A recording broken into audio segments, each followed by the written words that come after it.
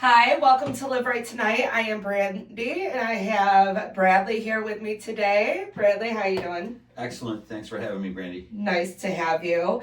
So, Bradley, can you please tell me about yourself?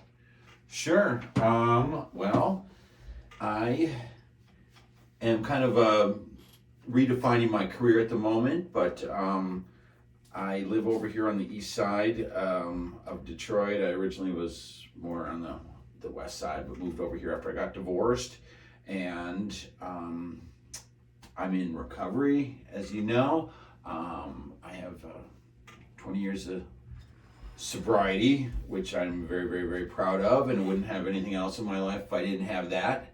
But with that, I went back to school and wanted to help other people in sobriety and counseling, and I got a master's degree in addiction counseling, and I did that for a number of years. Before that, I was in sales, and then I kind of went back into sales, and now I'm kind of mixing my sales and my degree in doing some, I guess you call it executive coaching, addiction coaching for people and organizations, and just felt the need to get back into it. I've been helping out with a treatment center in Fenton, and running some groups there, and it's just really got the addiction going back in my circulation, and makes me really I really missed it, and really love what you guys do here. I don't know a ton of everything, but everything you've explained to me, it is amazing, and everyone I've met has just this great attitude and seems to really care. And having worked in this industry, I know how easy it is to get sometimes burned out and frustrated because there's never enough resources to help everybody. And even if there are, you still can't help everybody. But you guys seem to just not focus on that and focus on new ways to get resources for people. And that, I think, is incredible. Yeah, that is definitely something that we are trying to do. Like, we literally, if we're lacking of a resource, we go out and we try to get more. Like, with our teens, we're on a resource with that right now. I met up with somebody. I'm going to hack the name, so I'm not even going to say it.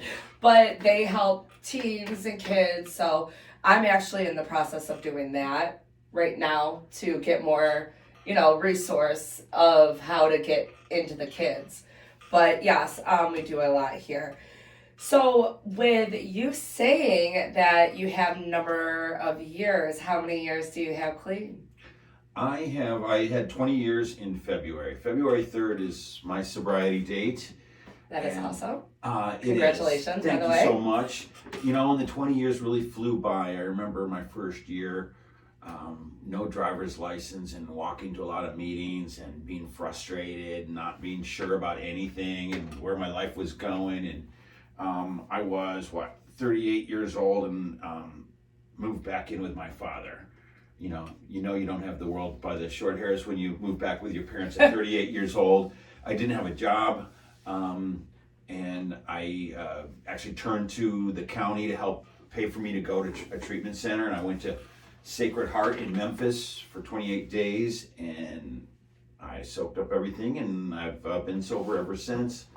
And I'm one of those people. I was at treatment one time many years earlier, and my insurance paid for it. But for some reason, having the county pay for it, I felt like all the taxpayers were paying for me to be there. So I better do something about it, because I'd think about it. I'd go to the grocery store and see all these people buying their groceries, and knowing that each one of them helped pay for me to be there. And that kind of just was the way I was kind of raised, and I had that mentality. And so it actually helped that I needed to not waste it. And so anyways, I'm really glad to say that I haven't, and I got so much from Sacred Heart when I was there. But again, I was ready. I was ready to hear the message, and I found it.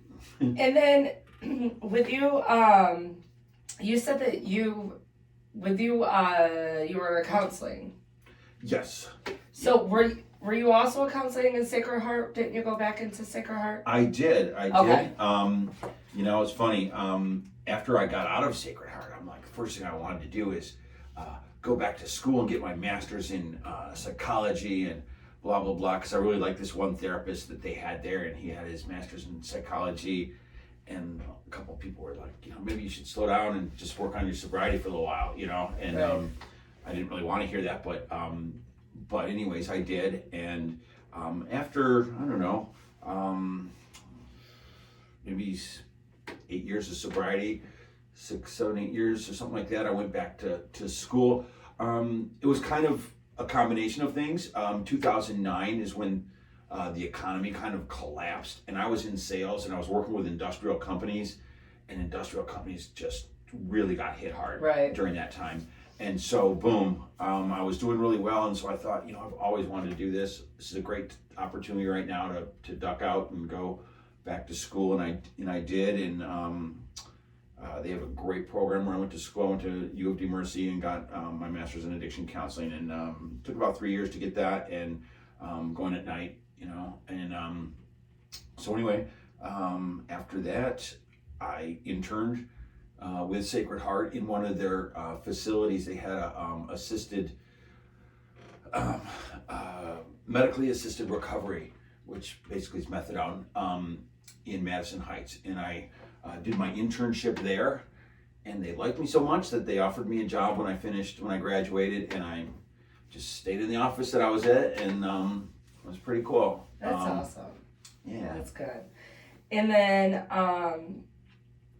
when you were, I'm going to kind of backtrack a little bit. Where did you find your breaking point? You've been in the addiction world for, what would you say, about good 20 years? In the addiction world where you were an addict? Oh, for sure. If not longer. My sister got me high with pot when I was, I think, 4th grade. Pretty young, not real proud of that, but that's just how things started for me.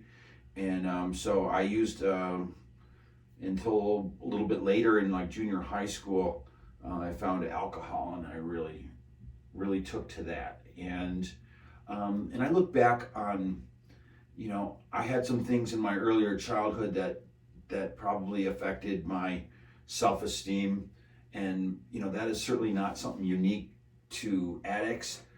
But what is unique to addicts is a substance like pills or anything. For me, alcohol cured that self-esteem problem immediately, and I should have known maybe that's really not. There are other ways people cope. Lots of people have problems with self-esteem, and some of them find normal ways to cope, and some don't. And I'm a big believer that some form of low self-esteem has a lot to do with a lot of people's addiction and how they got started. And for me, when I took a drink, I immediately liked myself better.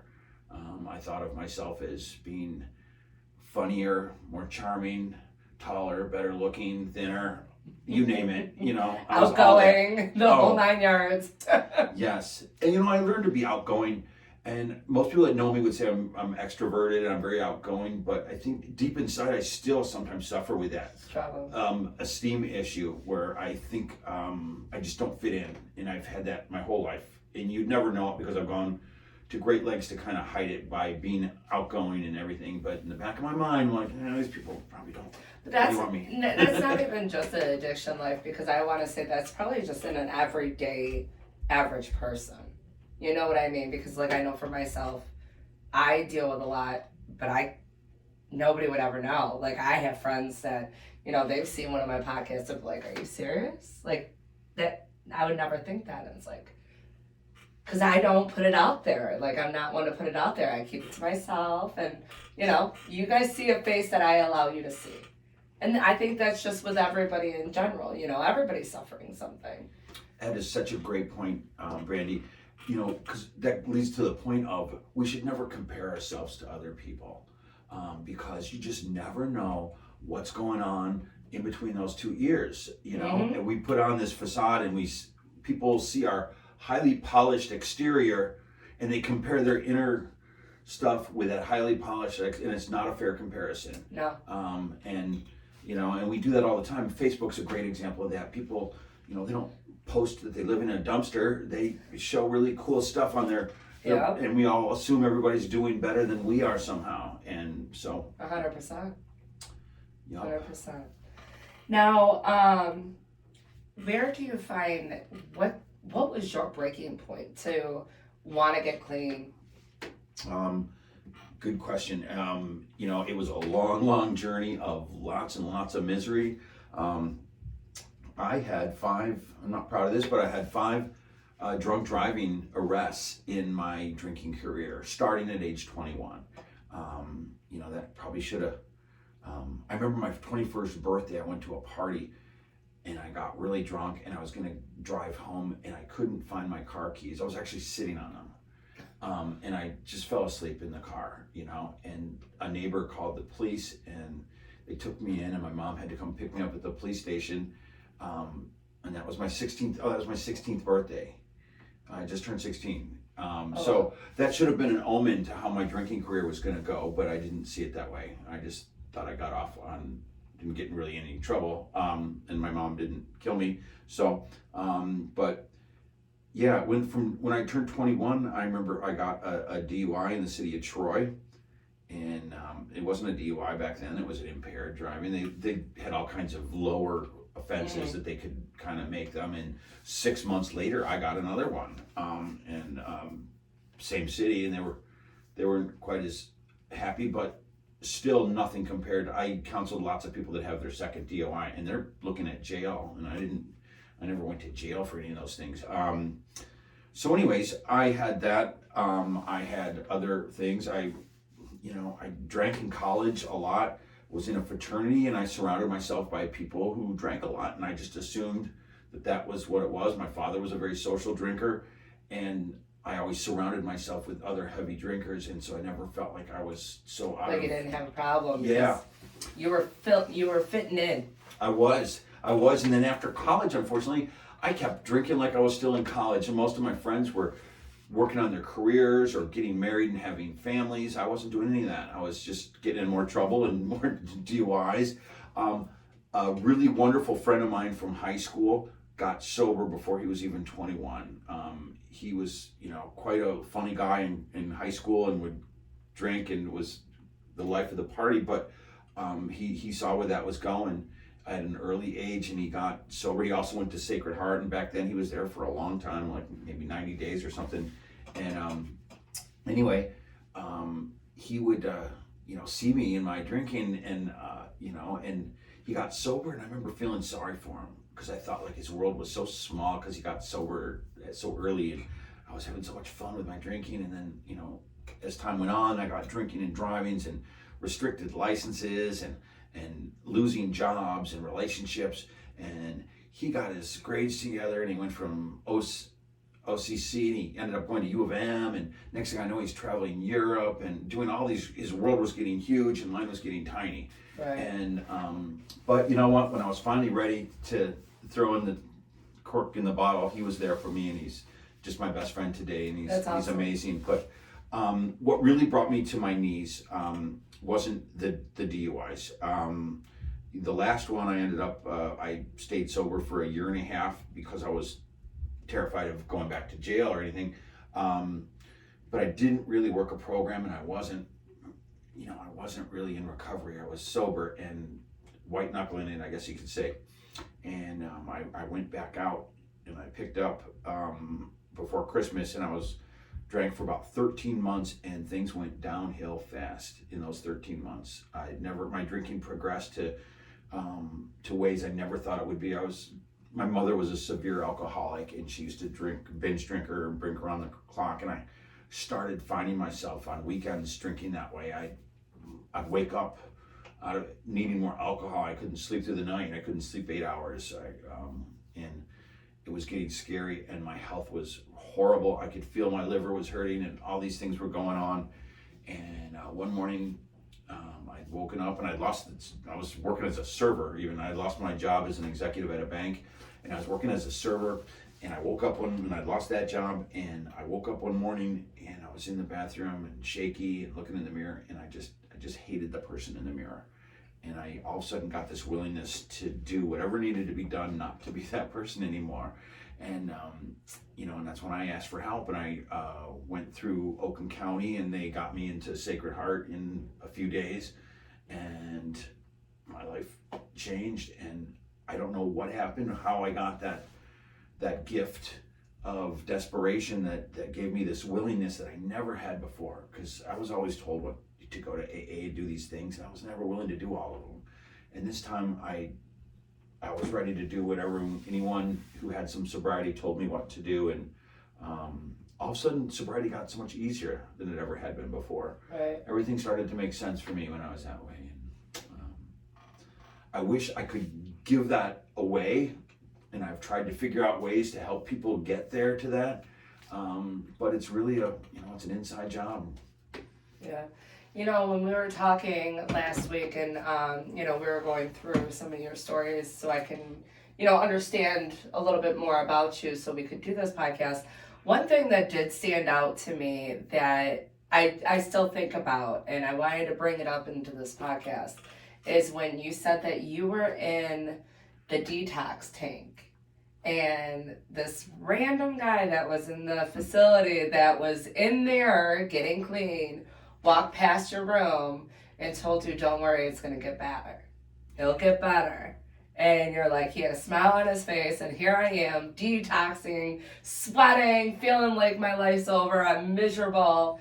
And then you said you turned around once you were out of there, and you started feeling that he felt, you started doing that. Now that did stick out to me, like when you said that. So, is that something that you still carry today? Like when you go to these meetings and you see the people that are coming in struggling, like, do you still give that like little advice? Yeah, it's amazing that story stuck with you, because it made me realize at the time, and I didn't really know it at the time, but it clicked that I had to give it away to keep it. And that's what this guy was doing. He came by and he gave me some hope that I desperately needed. I had no hope. And this guy, he wasn't one of the staff members, because I figured they were paid to tell me that, but he just on his own free will came into my room and said that to me. And I shortly after that got out of the detox and joined the general population. And several days later, I made it a pact to myself to go do what he did for me, to go do for other people. And I walked through the detox ward, and I welcomed all the new guys, and tried to do what he did. And so from then on, yes, it's always been a big part of my recovery is to try and share it, and to try and just share the message. I can't guarantee anybody's sobriety or any of that, but right. I can just share my story, and I'm always open about it. I've never hid my sobriety. I'm open, and it's part of my life. It's who I am. I agree. Now, with you staying clean, what tools do you still carry? Like, do you still go to the meetings?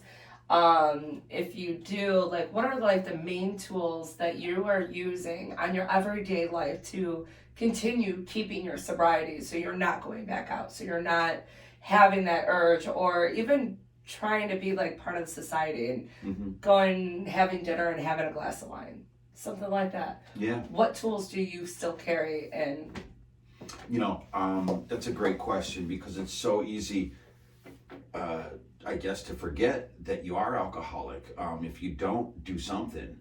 And that's what happens to a lot of people. I've seen people with 15, 20, 30 years relapse, and it's never a good result. And it's usually because they stop going to meetings, and they stop keeping it in the front of their head. So a couple things I do. Yeah, I still go to meetings. I'm kind of particular about what meetings I go to today, and at the tables I sit at. I also, one of the big things I do is I talk to another alcoholic every day. I don't always go to a meeting every day, but my friend that I told you about that, he's my best friend. We talk daily. He's now living the life. He has a place down in Naples, but I still talk to him daily. And we don't talk about alcoholism. We talk about just stuff that any two friends would talk about. But I know he's an alcoholic and he knows that I am, and we both have this crazy little way of thinking and looking at the world a little bit differently. Right. And that's one thing that AA's taught me a lot, that sometimes us alcoholics are a little more sensitive, and we perceive things and we take things personally that aren't about us, and we just have a tendency to do that. And so anyways, I do those things so that it helps remind me that I am an alcoholic. And my recovery is the most important thing in my life. It's it's number one. And I even put that ahead of God. And my ex-wife didn't like it. It was ahead of her too. And because without it, I wouldn't have a God in my life. I wouldn't have relationships with people. I wouldn't have any of those things. So it is the most important thing. But with 20 years, I don't have to put a lot of effort into my recovery these days. It's in the back of my mind. I do things to keep it fresh, but I don't go to a meeting every single day. I probably go to 2 to 3 a week. And like I said, I talk to another alcoholic daily, and then I try and do some work in the field as well. So I'm around it. I don't like to get too far away. My good friend Byron had said this old saying from a long time ago. He says, we're like we're like bananas. When we get too far away from the bunch, we get peeled. I like that. Now, what was I going to say? Oh, so you were saying that you were starting a company.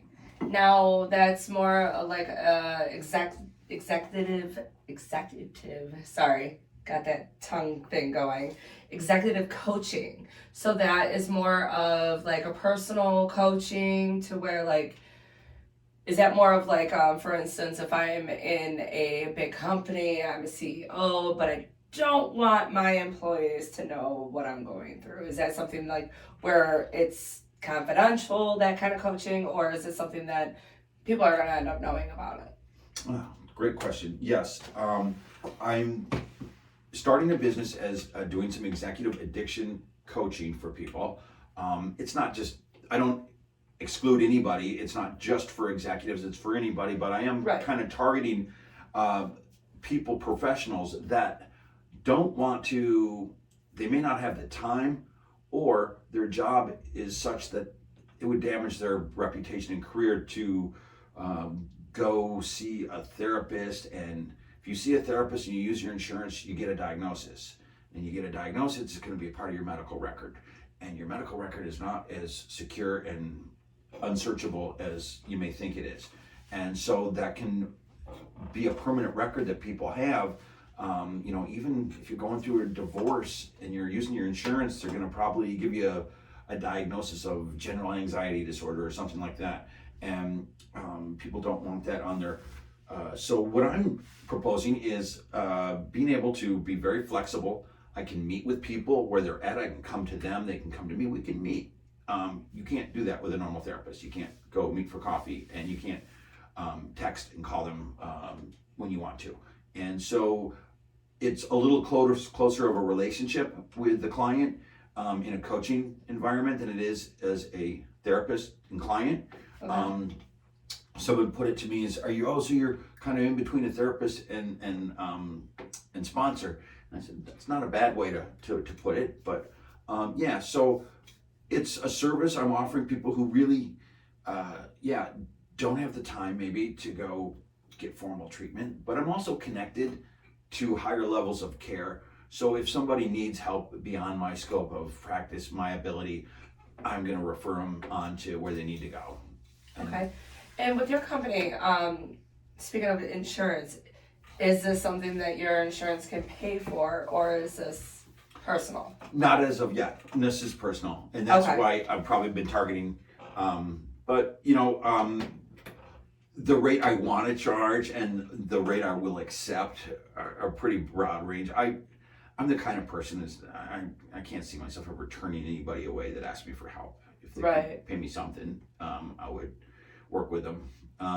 But no, targeting executives and stuff will hopefully get a fee that I can make a living at. Right, 100%, absolutely.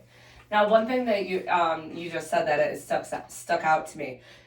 Do you have a sponsor? Do you still have one that you're active with? Yes, and I'll tell you a story about that. My first sponsor, my best friend here, we'll call him B. We'll call him B. His first name starts with a B. So B told me, why don't you ask this guy Tom D to be your sponsor? I was very good friends with his younger brother. We were best friends in high school, and Tom got sober. He got a DUI, and it pissed him off, and he didn't like the sandals they made him wear in the jail, and he decided he'll never do that again. And he got sober, and he's been sober, and he's a real nuts and bolts kind of guy. Way different than me. I'm not a nuts and bolts kind of guy. I'm more of a gray area of thinking. And so he made a great sponsor for me. He was terrific, and he told me to call him every morning before he got his day started, like at 7 a.m. I'm like, oh, that's early, and that's what he told me to do. So I just did it, and and days turned into weeks, and weeks turned into months, and so forth. But anyways, he ended up having to move out west. He and his wife took a job out like in Utah, and so he moved out there, and so he just stopped being my sponsor. And well, he didn't stop, but he moved, and then I moved out to the east side, and I really didn't have a sponsor, I guess, a formal one, since he had moved.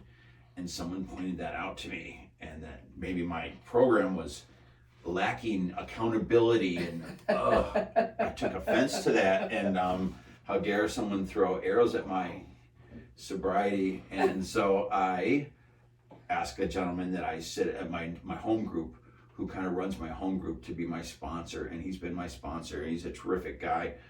He sponsors several people, and I don't probably call him as often as I should, but I know it helps me in my behavior on a daily basis, and I'll tell you why. When I think of doing something, the first thought that comes to my mind of what I want to say and do are usually not the best thing for me to do.